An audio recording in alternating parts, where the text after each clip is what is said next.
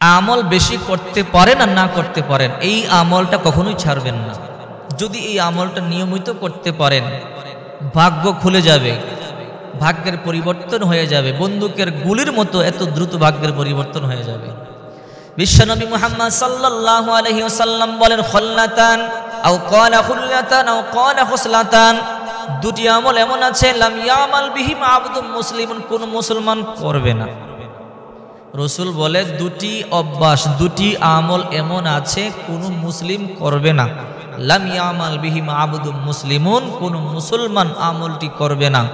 ইল্লা দাখুলাল জান্নাহ, যদি করে জান্নাতে চলে যাবে।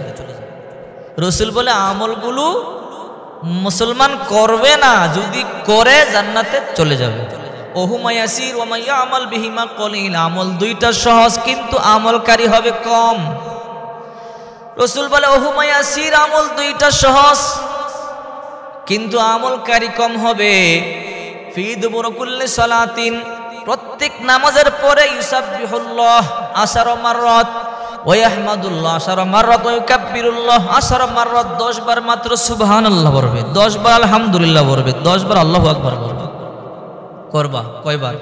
10 বার সুবহানাল্লাহ, 10 বার আলহামদুলিল্লাহ, 10 বার আল্লাহু আকবার।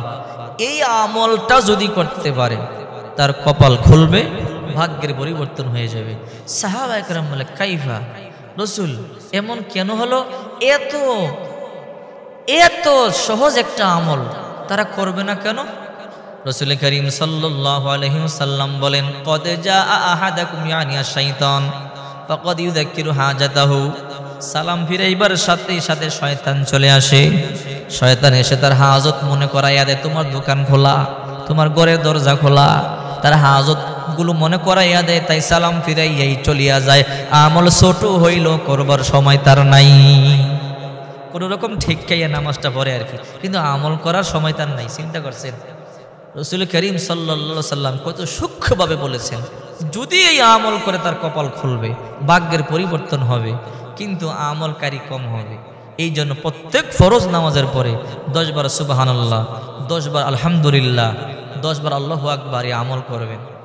আবার অনেকে তো জানেন, অনেকে মনে করবেন আগে জানতাম 33 বার সুবহানাল্লাহ, 33 বার আলহামদুলিল্লাহ, 34 বার আল্লাহু আকবার, সে আমল তো আছেই, আমলে ফাতিমি, সেটাও করবেন, কিন্তু এইটা আলাদা আমল।